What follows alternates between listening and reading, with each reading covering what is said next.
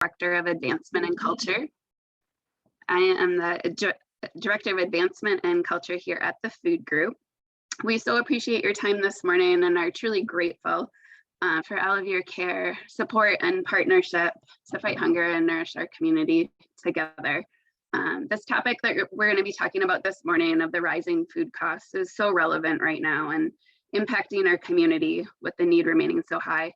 So we're so grateful for your time and interest this morning. And with that, I'll introduce Sophia Lenarz-Coy, our Executive Director, to share more. Thanks, everyone. Good morning, everybody. Really good to be with you. I'm Sophia. As Emily mentioned, I'm the Executive Director here at the Food Group. So many of you are probably familiar with the Food Group. For those who are a little bit less familiar with us, we are a local food equity nonprofit. We've been around since 1976 with three main program areas: hunger relief, affordable grocery, and Big River Farms. And our mission is to fight hunger and nourish the community. So we are looking forward to a conversation today about the rising food costs and some of the supply chain disruptions that we're seeing. We'll definitely have time at the end for questions. So feel free to pop questions in the chat as we go, and we'll get to those at the end. But we really are in, we keep saying we're in unprecedented times, right? I feel like the last 2 years have been different versions of that, but the current unprecedented time is some of the rising inflation that we're seeing. So the United Nations Food and Agriculture Organization recently released a report saying that globally, food prices are the highest they've been in over a decade. And then the US Consumer Price Index rose 6.8% from last November. So a really significant increase year over year that's really changing the reality of how much food costs. This is probably not news to any of you. It's all over the news, and also probably we're all seeing it in our own grocery bills and our own expenses as well. So today I wanted to talk a little bit about the impacts that's having on the food group, but then more importantly, the impact that that's having on the community. And I know we have folks on this call who work at some of our food shelf partners and some volunteers who are super involved in all of this. So it's not going to be news to many of you, but wanted us all to get together and kind of see what's happening. So at the Food Group, we are not immune to the challenges of rising food costs and supply chain disruptions. So just to give a couple examples of how we're seeing that in our sourcing, vegetable oil, which is one of the staples that we try to always have available to partners, has gone up 85%. So a case of vegetable oil 18 months ago was $13. It's $24 now. We see even more market increases in some of our meat items. So really high increases in the price of proteins. There have been moments where it's been hard to even source chicken breasts in a way that's affordable. Again, any of you who are part of our food shelf network have seen that this past year as well. The good news is we're really well positioned to face these challenges. We have an awesome staff who is creative with sourcing, really strong relationships with vendors who are looking out for us and working with us. We're also trying to continue prioritize sourcing locally, understanding that some of those supply chain disruptions don't exist when you're sourcing from local farmers in the same way. So, we're doubling down, staying really creative, trying to make sure we get all those nutritious staples at good affordable prices, but we will continue to need community support because the truth is things are just more expensive right now. So that's what that reality is looking at organizationally. But the way more important part, right, of rising food costs is how they're impacting the community and how low-income households are needing to kind of deal and face these new realities. So one of the things that's true is that it's not just food costs that are going up. Housing costs have increased. Gas is up more than $1 from last year. We have natural gas, so people heating homes, that's up 80%. And the truth is, for families who are on limited budgets, a much bigger portion of the household income goes to cover basic needs. And so what ends up happening is that these increases have a really dramatic impact.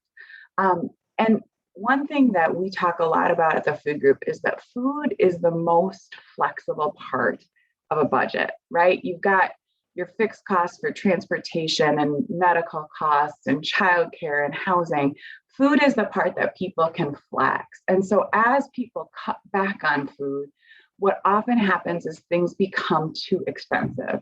And it usually is the fresh fruits and vegetables and the good quality lean frozen meats. And so when people are having to choose cheaper calories from a financial reality perspective, there are major health outcomes. And we all know that we're still in the midst of a pandemic. So these short and long-term health consequences are really, really a problem right now.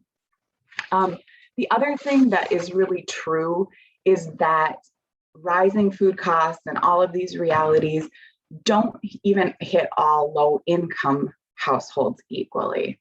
We know that the food system has been built intentionally in a way that benefits some at the expense of others. And in Minnesota especially, racial disparities are inherent in our food system. So communities of color are often feeling these impacts of rising food costs or supply chain disruptions.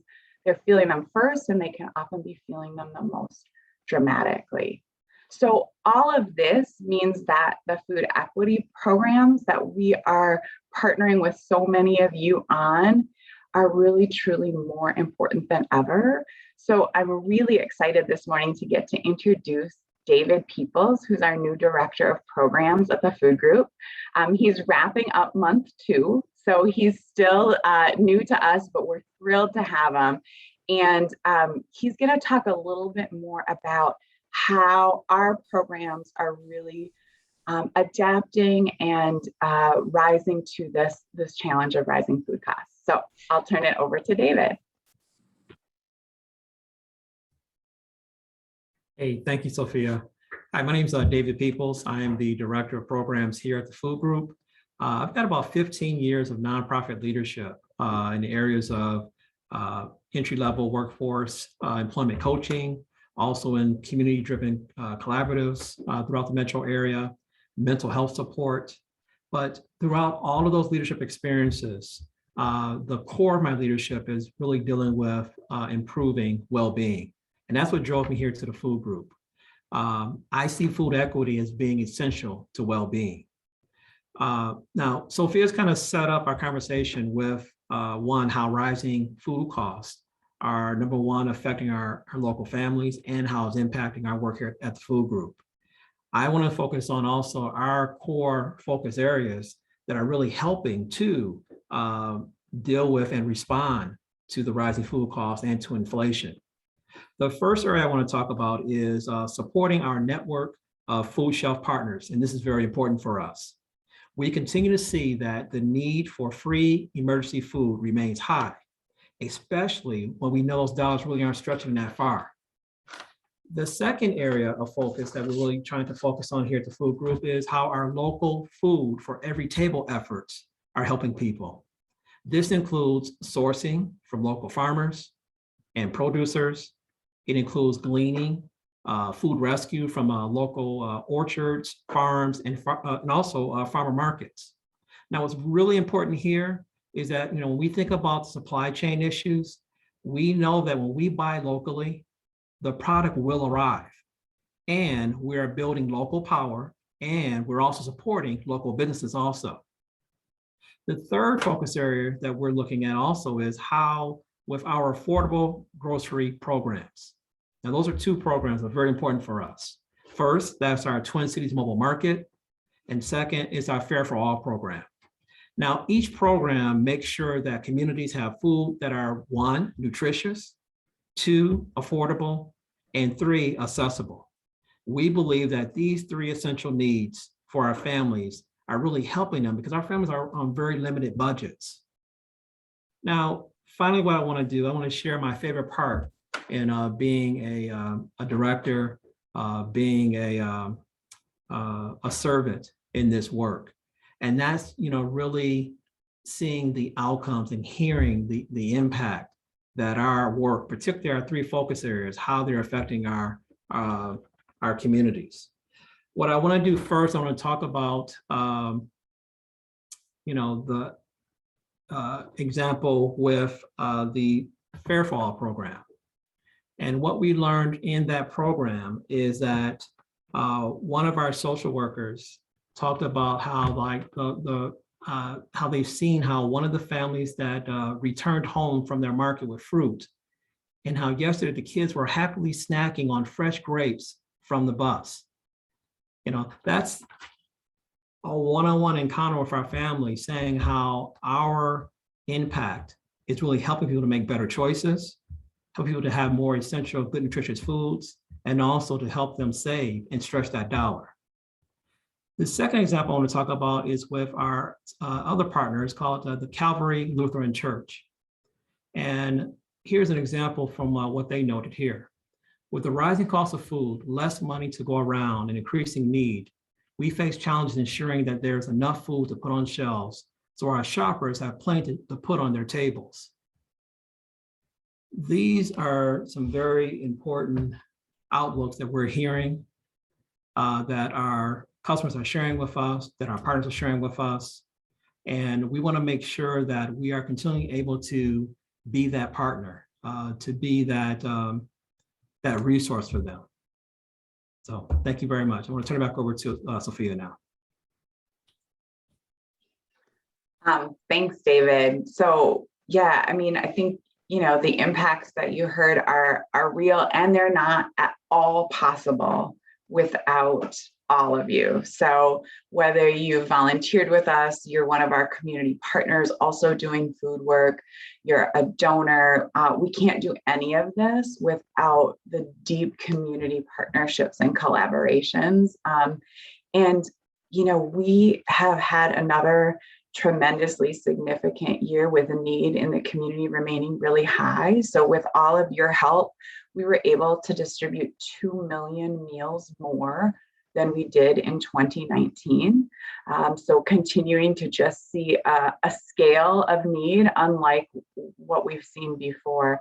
And what feels the most notable is that in that huge increase, we also really prioritize the types of food that we distributed, knowing that it's not enough just to distribute more, right? We have to try to be building the kind of more equitable food system that we all want to see. So 52% of the local food that we purchased this past year was from farmers and producers of color. And 1.7 million pounds of the food we distributed was culturally connected food. So making sure that different food traditions are really represented in the foods that we're sourcing and distributing with our partners. So all of this leads me to the deep conclusion that now is not the time to scale back our efforts. We are going to continue to look ahead and really keep investing. So we want to keep leading in our investments in communities of color to make sure we can at least start to level the playing field so we can see a more equitable food system than the one we have now. We're going to continue investing in culturally connected foods, knowing that people need to feel seen and that they belong when they're accessing the foods that they need. And we'll keep investing in local farmers, understanding that a good, healthy local economy with farmers who can make a living leads to a much healthier food landscape for all of us. So we're so grateful for all of you taking the time in the busyness of December to be with us. And we would love to answer some questions now as well. So feel free to type a question in the chat box, or if you'd rather, you can definitely feel free to unmute yourself as well. And then I do see a question from Erica in the chat box. Hi, Erica. Around, do we see a decrease in donated food? And we do. So I think that's actually a trend that's happening nationally too at a food bank level, with the supply chain kind of tightening in the way that we've seen. there's just a lot less excess food around. So not only is it harder to source things purchased, but yes, we have definitely seen a decrease in donations, and then that does need to be supplemented differently with purchased products. So good question.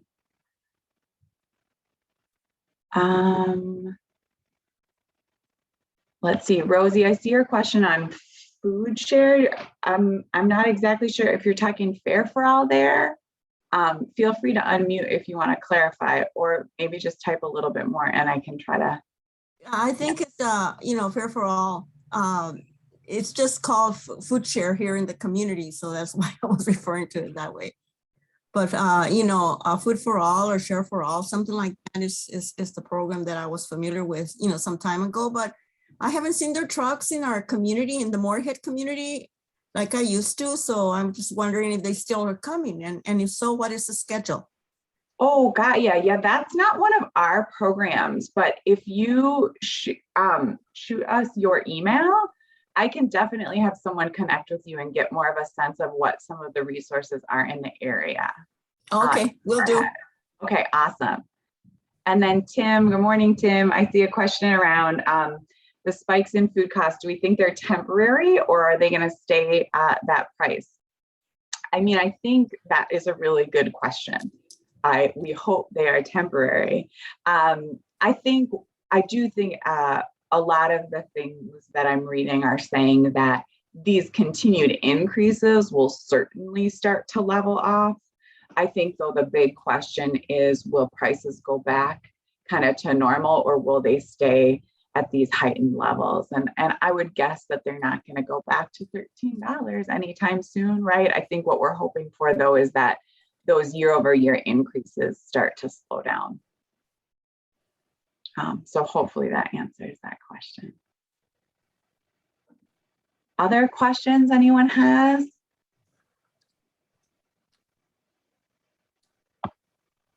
Hey, Sophia, this is Erica Thiem again. I'm curious, as your model as a food bank with your agency partners, if I remember right, there is is all the purchased food provided free to agency partners, or is there some pass-through of costs? And as those costs become greater, as you've explained in this conversation today, have you found ways to increase fundraising or other revenue sources to help keep the programs going and the right food choices, the healthy and culturally relevant food choices, which can be sometimes more expensive?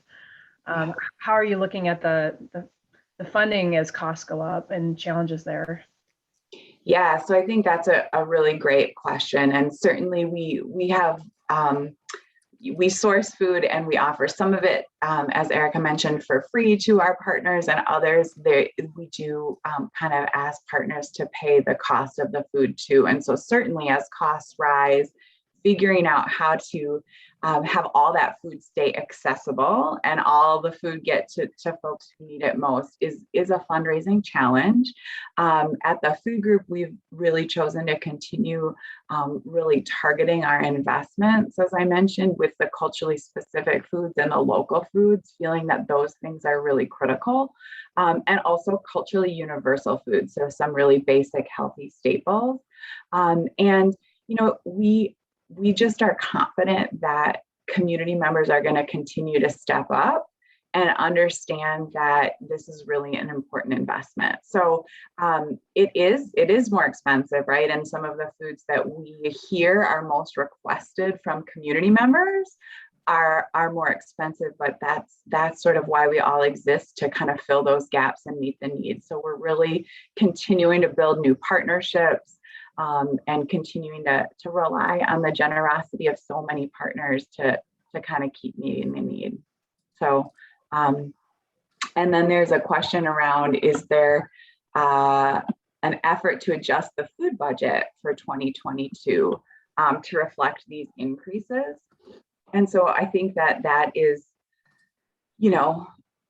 the challenge that we all face is, how are we going to keep sourcing the foods that are most requested, knowing that they're more expensive, but also knowing that the need remains high. So we have to keep our scale larger than it was in 2019, right? So I think that is the puzzle.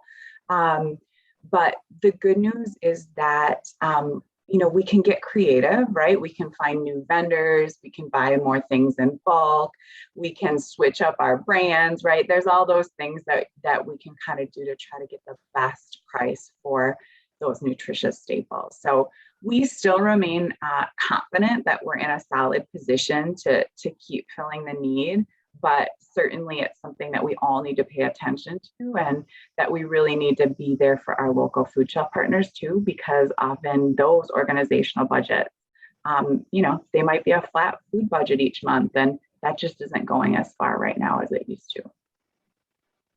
Oh yeah, great question, Betty, from Child Credit. So the child tax credit, this month is the last month of guaranteed payments to families, and that definitely is a concern that we have, because there's been some studies on how families have used that credit, and food is one of the big ways that people use those extra resources from the federal government. So the child tax credit ending, some of the other kind of COVID-related federal relief programs sunsetting does feel like something that may mean that the heightened need that we're seeing in the community goes well through this winter and beyond. So really good question on that as well.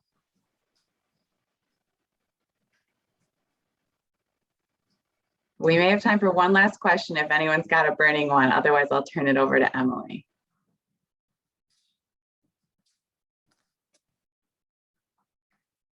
All right. Great. Thank you, everyone. Thanks for your time. Thanks for all your questions. Here we go.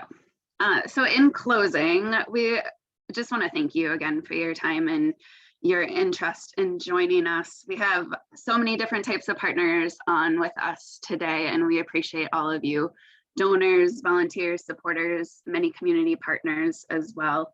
And you all make this work possible. We're truly powered, and we see this every day through volunteer support and through donor support, and by all of your generosity and working together for change in partnership always. So thank you. There are many ways to get involved with us. So I just wanted to talk through a few of them. So we have a lot of different volunteer opportunities year round, and then also additional ones seasonally throughout the summer and fall, but we would love to have you come volunteer with us. Donate, please consider giving a gift. As you've heard, the need remains high, and it truly makes a difference. Right now, Luther Automotive is matching gifts up to $75,000 this month, so you can double your impact, and we'll have an additional year-end match as well from Dr. Morton and Merle Kane Philanthropic Fund. So now is a great time to give. Well, you can stretch it even further and double your impact. So thanks for considering that. You can also coordinate a food and cash drive with a group. You can buy from our farmers at Big River Farms, support our events, follow us on social, and check out our website to learn more. We would love to continue the conversation with you. But thanks again. We appreciate your time this morning, and hope you have a wonderful December holiday season, and stay well. Thank you.